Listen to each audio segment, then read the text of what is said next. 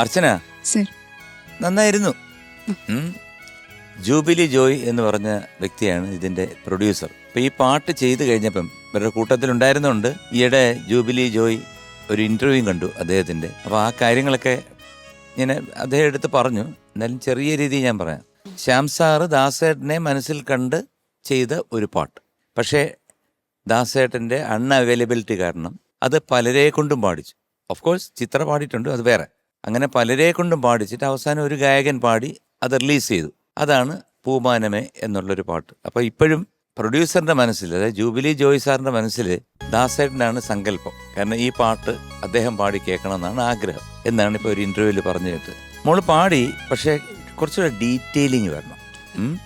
അനുപല്ലവിയുടെ എൻ്റെ ഒന്നും അക്ഷരങ്ങളൊന്നും മനസ്സിലായിട്ടില്ല. അപ്പോൾ കുറച്ച് ഡിസ്റ്റൻസ് ഇട്ട് വേണം പാടാൻ. പക്ഷെ അറിയാതെ അടുത്ത് പോണതായിരിക്കാം, എനിക്ക് അറിഞ്ഞൂടാ. ആ പല്ലവി ഒന്ന് ജസ്റ്റ് ഒരു ലൈൻ പാടിക്കും.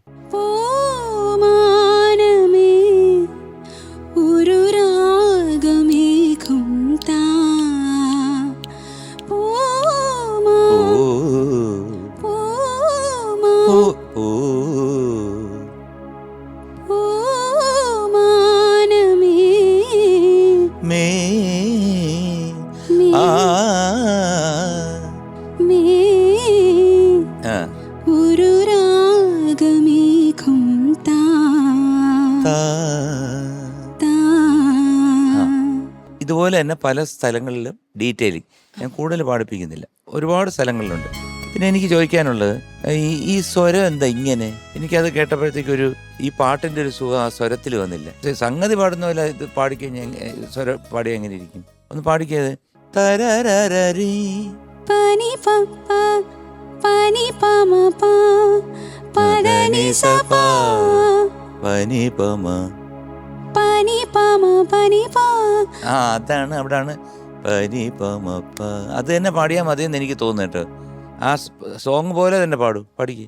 പനി പമ പ പദനി സപ പനി പമ പ പദ പദനി സപ പനി പസാനി ഗരി സാനി സനി സപ നിസ നിസ. അവിടെ പെട്ടെന്ന് അടിച്ചു കഴിഞ്ഞാല് നിസ നിസപ്പ എന്ന് പറയും. നല്ലല്ലോ നിസ നിസപ്പ. അവിടെ അവിടെ ഒതുക്കണം അങ്ങനെയാണെങ്കിൽ.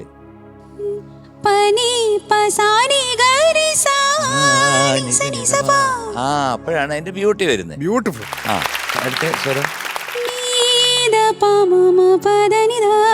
അവിടെ ഇതുപോലെ വരും.